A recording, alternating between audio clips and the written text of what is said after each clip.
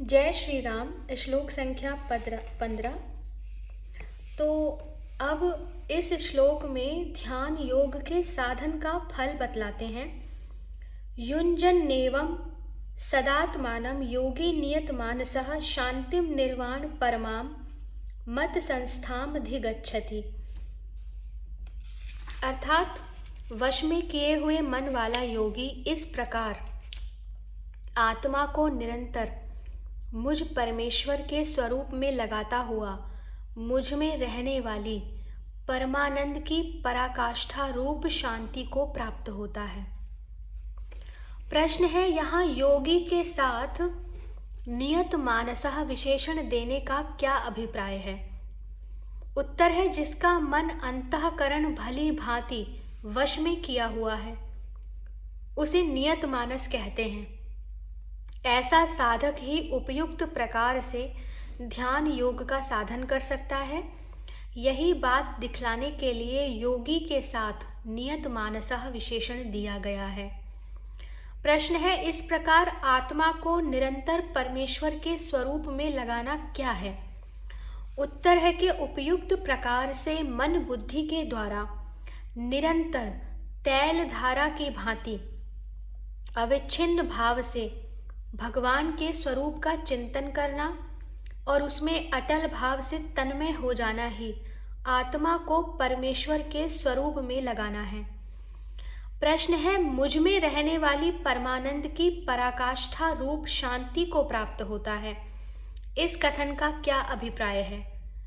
उत्तर है कि यह उसी शांति का वर्णन है जिसे नैष्ठिकी शांति, शाश्वती शांति और परा शांति कहते हैं और जिसका परमेश्वर की प्राप्ति, परम दिव्य पुरुष की प्राप्ति, परम गति की प्राप्ति आदि नामों से वर्णन किया जाता है।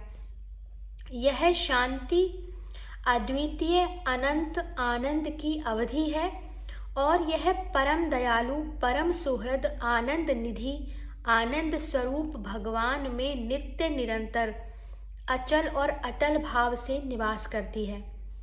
ध्यान योग का साधक इसी शांति को प्राप्त करता है। ध्यान योग का प्रकार और फल बतलाया गया। अब ध्यान योग के लिए उपयोगी आहार, विहार और शयन आदि के नियम किस प्रकार के होने चाहिए, यह जानने की आकांक्षा पर भगवान उसे 2 श्लोकों में कहते हैं। श्लोक संख्या 16। ना यश्न तस्तु योगो अस्ति न चैकांत मनश्नतः न चाति स्वप्नशीलस्य जाग्रतो नैव चार्जुन। अर्थात हे अर्जुन, यह योग न तो बहुत खाने वाले का, न बिल्कुल न खाने वाले का, न बहुत शयन करने के स्वभाव वाले का और न सदा जागने वाले का ही सिद्ध होता है। प्रश्न है, यहाँ योग शब्द किसका वाचक है? उत्तर है कि परमात्मा की प्राप्ति के जितने भी उपाय हैं सभी का नाम योग है, किंतु यहाँ ध्यान योग का प्रसंग है, इसलिए यहाँ योग शब्द को उस ध्यान योग का वाचक समझना चाहिए जो संपूर्ण दुखों का आत्यंतिक नाश करके परम आनंद और परम शांति के समुद्र परमेश्वर की प्राप्ति करा देने वाला है। प्रश्न है कि बहुत खाने वाले का और बिल्कुल ही ना खाने वाले का ध्यान योग क्यों नहीं सिद्ध होता? उत्तर है कि ठूस ठूस कर खा लेने से नींद और आलस्य बढ़ जाते हैं, साथ ही पचाने की शक्ति से अधिक पेट में पहुंचा हुआ अन्न भांति भांति के रोग उत्पन्न करता है। इसी प्रकार जो अन्न का सर्वथा त्याग करके कोरे उपवास करने लगता है उसकी इंद्रिय, प्राण और मन की शक्ति का बुरी तरह हास हो जाता है। ऐसा होने पर ना तो आसन पर ही स्थिर रूप से बैठा जा सकता है और न परमेश्वर के स्वरूप में मन ही लगाया जा सकता है। इस प्रकार ध्यान के साधन में विघ्न उपस्थित हो जाता है। इसलिए ध्यान योगी को न तो आवश्यकता से और पचाने की शक्ति से अधिक खाना ही चाहिए और न कोरा उपवास ही करना चाहिए। प्रश्न है, बहुत सोने वाले और सदा जागने वाले का ध्यान योग सिद्ध नहीं होता, इसमें क्या हेतु है? उत्तर है कि उचित मात्रा में नींद ली जाए तो उससे थकावट दूर होकर शरीर में ताजगी आती है, परंतु वही नींद यदि आवश्यकता से अधिक ली जाए तो उससे तमोगुण बढ़ जाता है, जिससे अनवरत आलस्य घेरे रहता है और स्थिर होकर बैठने में कष्ट मालूम होता है। इसके अतिरिक्त अधिक सोने में मानव जीवन का अमूल्य समय तो नष्ट होता ही है। इसी प्रकार सदा जागते रहने से थकावट बनी रहती है, कभी ताजगी नहीं आती, शरीर, इंद्रिय और प्राण शिथिल हो जाते हैं, शरीर में कई प्रकार के रोग उत्पन्न हो जाते हैं और सब समय नींद तथा आलस्य सताया करते हैं।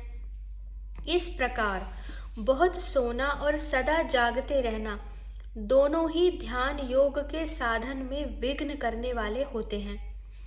अतएव ध्यान योगी को शरीर स्वस्थ रहे और ध्यान योग के साधन में विघ्न उपस्थित न हो, इस उद्देश्य से अपने शरीर की स्थिति, प्रकृति, स्वास्थ्य और अवस्था का ख्याल रखते हुए न तो आवश्यकता से अधिक सोना ही चाहिए और न सदा जागते ही रहना चाहिए। श्लोक संख्या 17।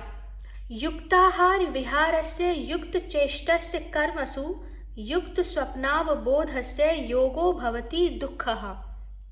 अर्थात दुखों का नाश करने वाला योग तो यथा योग्य आहार विहार करने वाले का, कर्मों में यथा योग्य चेष्टा करने वाले का और यथा योग्य सोने तथा जागने वाले का ही सिद्ध होता है।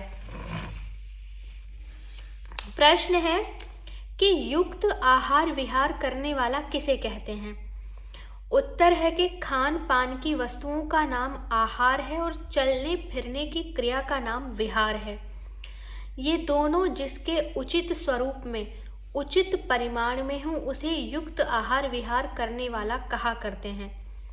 खाने पीने की वस्तुएं ऐसी होनी चाहिए जो अपने वर्ण और आश्रम धर्म के अनुसार सत्य और न्याय के द्वारा प्राप्त हों, शास्त्रानुकूल सात्विक हों, रजोगुण और तमोगुण को बढ़ाने वाली न हो, पवित्र हों, अपनी प्रकृति, स्थिति और रुचि के प्रतिकूल न हों तथा योग साधन में सहायता देने वाली हों।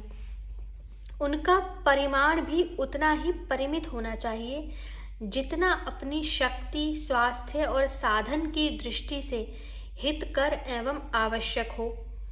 इसी प्रकार घूमना फिरना भी उतना ही चाहिए जितना अपने लिए आवश्यक और हितकर हो।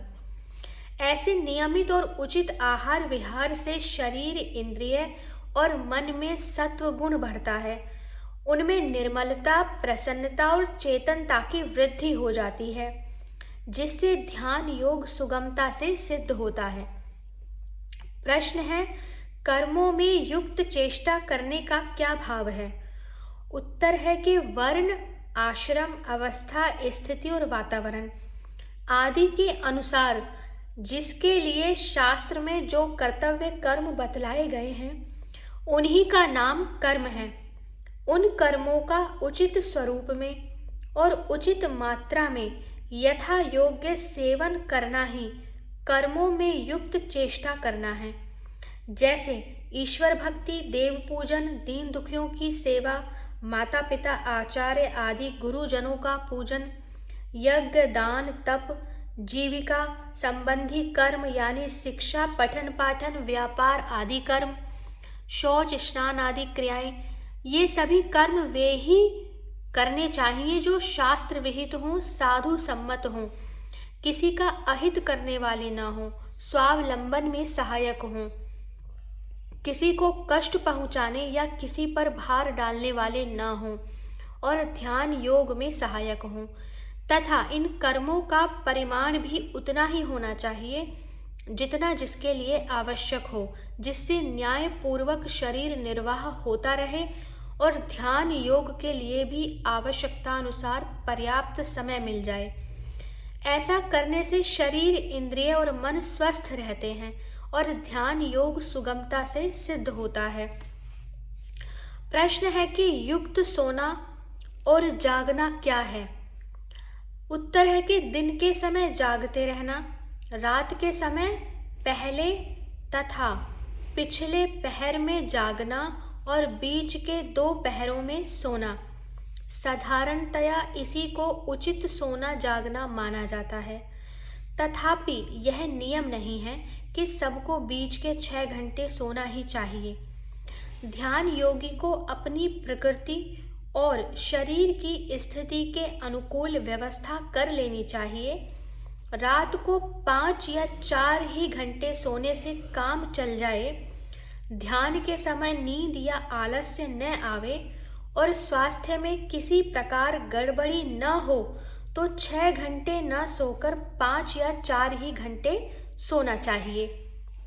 युक्त शब्द का यही भाव समझना चाहिए कि आहार, विहार, कर्म, सोना और जागना शास्त्र से प्रतिकूल न हो और उतनी ही मात्रा में हो जितना जिसकी प्रकृति, स्वास्थ्य और रुचि के ख्याल से उपयुक्त और आवश्यक हो। प्रश्न है, योग के साथ दुखहा विशेषण देने का क्या अभिप्राय है? ध्यान योग सिद्ध हो जाने पर ध्यान योगी को परम आनंद और परम शांति के अनंत सागर परमेश्वर की प्राप्ति हो जाती है, जिससे उसके संपूर्ण दुख अपने कारण सहित सदा के लिए नष्ट हो जाते हैं। फिर न तो उसे कभी भूलकर भी जन्म मरण रूप संसार दुख का सामना करना पड़ता है और न उसे कभी स्वप्न में भी चिंता, शोक, भय और उद्वेग आदि ही होते हैं। वह सर्वथा और सर्वदा आनंद के महान प्रशांत सागर में निमग्न रहता है।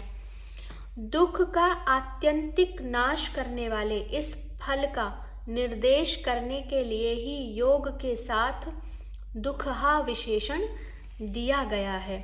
श्लोक संख्या 18 से आगे की वीडियो में। हरे कृष्णा।